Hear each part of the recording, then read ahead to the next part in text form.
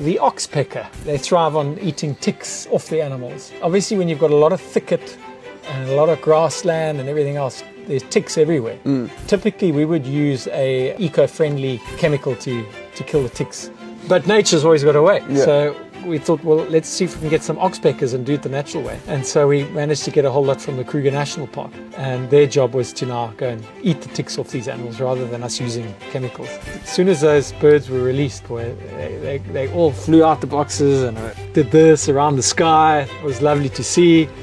And then suddenly they saw out the corner of their eyes a journey of giraffe, as we call it, and they started beelining for these giraffe. Now, bearing in mind the giraffe we had there, they hadn't even seen oxpeckers because they'd been there for about 10 years. And these poor giraffe suddenly saw this like swarm coming towards them, and they ran and ran and ran around the reserve trying to avoid these birds.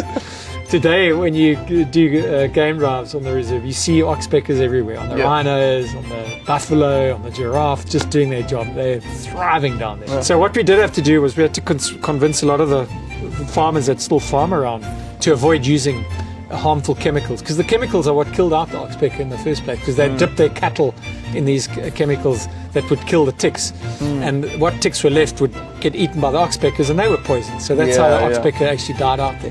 Right. So we've now convinced a lot of those farmers to stop using those harmful pesticides. Just get the oxpeckers to go in and... Yeah, so the oxpeckers can eat off rhino, but they can eat off a cattle on the other side of the fence too now, and they're thriving.